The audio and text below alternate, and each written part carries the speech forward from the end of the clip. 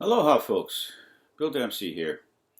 Well, recently I had one of my students request a song that I was really unfamiliar with. It's by a country group called Brooks Dunn. And so I found a chord sheet with some lyrics.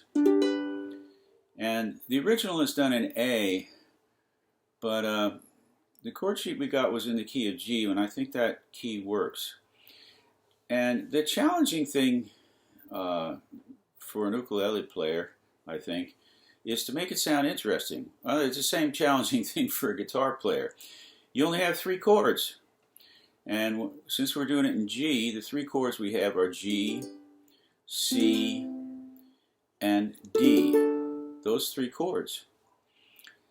So what I'm hearing on the recording, and you have to realize this is done by guitar players, what I'm hearing on the recording is something like this.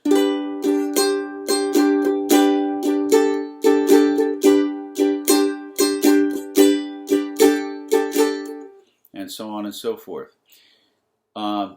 So let's see if we can break down how that would translate to ukulele. The first thing is to figure out what we're going to do for a strum. Our strum is going to be basically the island strum, which is down, down, up, down, down, up, down, up. All right. Now, if we just do that on a G chord, it's going to sound like this.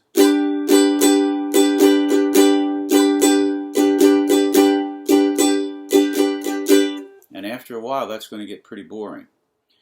So we have to make it sound a little bit more interesting, and in doing so, we're going to try and make it sound like the record. I'm not sure exactly what the guitar players are doing on the record, but this is what I would do on the ukulele. I would take the G chord and go to a G suspended 4, back to a G chord, and then to a G suspended 2.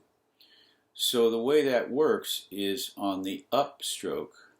So you're going down, down, and then on this upstroke, you're going to add or take something away.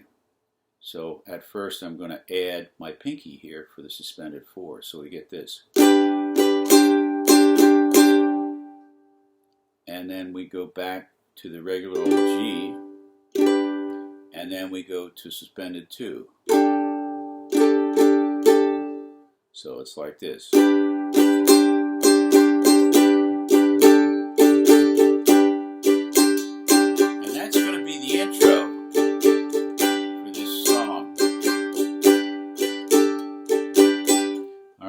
That's what we do on a G chord, and on the C chord, what we're going to do is we're going to play around with the C chord a little bit. We're going to start with the regular C here. We're going to go to a C major 7th, and then to our old friend the C6, and back to the C major 7th. So you get this.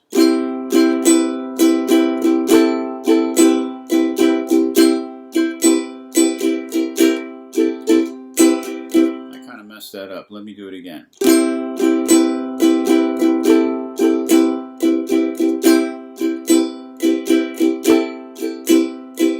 So we're changing on the upstroke. Going down, down, and then up. That's where we make the change. Okay? So when you get comfortable with the G, then you work on the C, and then you put the 2 together like this.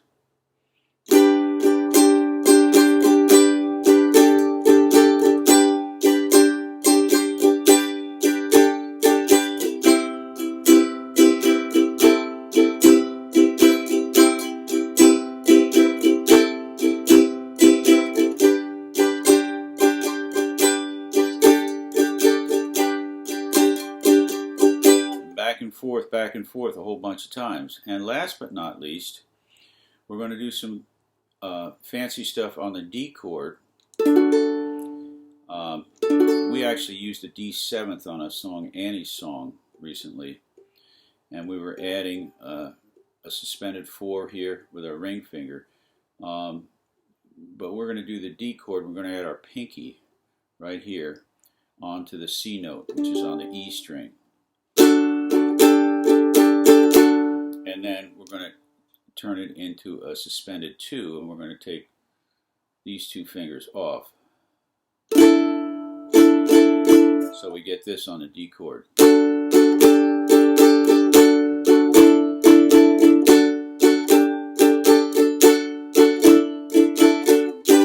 then back to the thing. So you want to try and practice going from the G to the C, and back to the G, and then going to the D. So something you should be able to do this.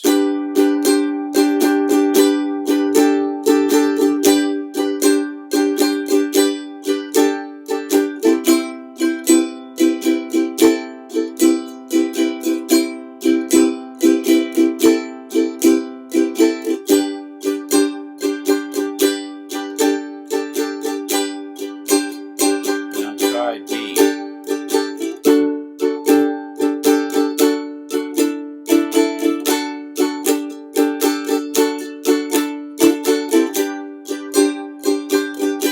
So on and so forth.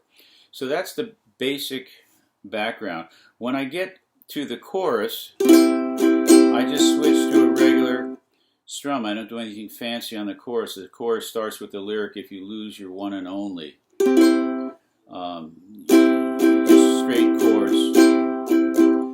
One of the things you want to learn is you want to change what you do in different sections of a song. And I don't know this song very well, but I'm going to give it a try and see how I do.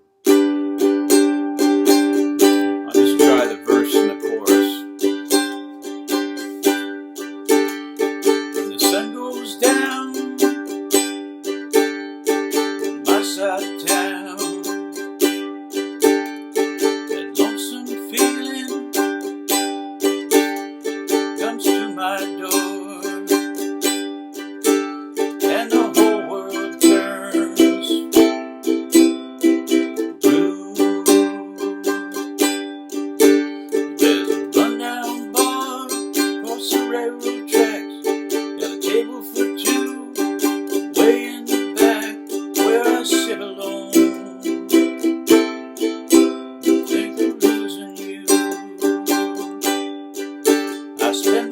Every night beneath this neon moon. Now here's the chorus. Lose your one and only. There's room here for the lonely. Your broken dreams dance in and out of the neon moon.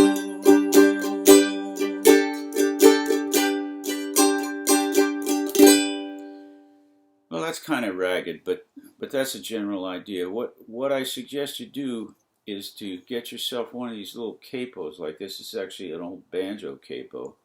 Capo it on the 2nd fret and play along with the YouTube video of this song. This is called Neon Moon by Brooks Dunn. Thanks for listening.